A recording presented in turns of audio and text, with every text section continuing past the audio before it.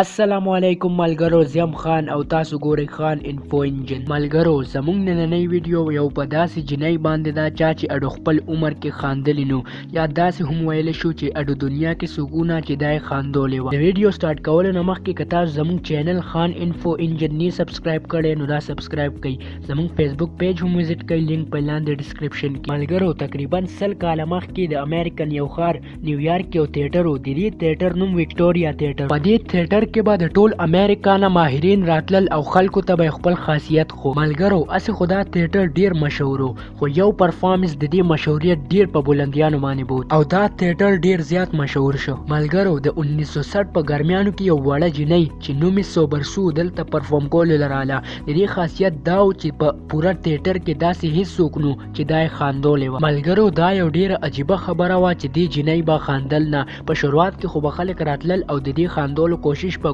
خو د دې جنۍ په خوله به زره غوندې خندا هم نه راتله او رو رو دا جنۍ سوبرسو په ټول امریکن کې مشهوره شوه. د دې مطابق په اخبارونو کې هم رانل. ملګرو په شروعات کې خو به خلکو ته دا لګېدل چې دا جنۍ کڼه او ړنده ده، یعنی نه دا کتلی شي او نه دا څه اورېدی شي. د دې په وجه دا جنۍ نه خاندي. خو ملګرو داسې نه وه. دا جنۍ سوبرسو اورېدی به هم شو او دې به کتلی هم شو، خو مسله صرف دا وه چې دې به په څه خبره باندې خاندل نه. او دغه شان ډیر وخت تیر شو، سوبرسو لویه شوه او د دې په وجه وکټوریا تیټر ډیره ترقي وکړه. د دې جنۍ په وجه د وکټوریا ټیکټس په ډیر خرڅ شو.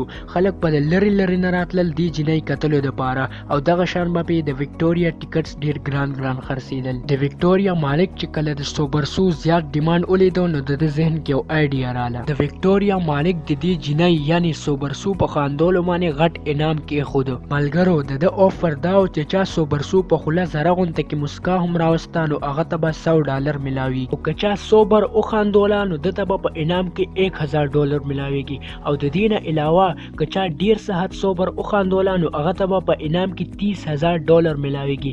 ملګرو دا رقم هغه وخت دومره غټو چې د چا زندگی بدلولې شو. دې انعام ګټلو دپاره د امریکن مختلف ځایونو نه ډیر کومیډین رالل. دا کومیډین به په نمبر تلل او د سوبرسو د خاندولو کوشش پای کو، خو د سوبرسو فیس ایکسپریشن به هم نه چینج کېدل. د دې په خوله خندا سو چې د دې شونډې به هم نه خوځېدې. او دغه شان دا سلسله روانه وه. د وکټوریا مالک ډیر زیات امیر شو، خو داسې څوک رانلل چې سوبرسو وخاندی. او دا جنۍ په امریکا کې ډیره زیاته مشهوره شوه.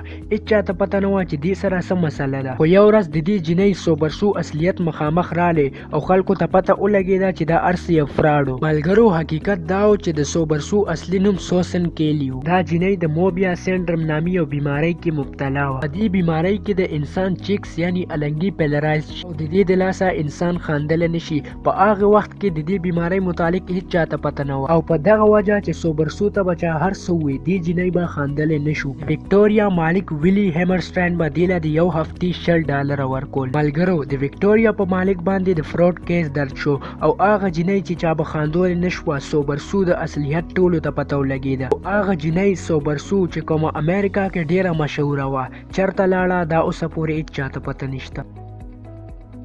ملګرو که ستاسو دا ویډیو خوښه شوې وي نو دا لایک کړئ، خپلو ملګرو سره یې شیر کړئ، خپل ډیر زیات خیال ساتئ. الله پامان.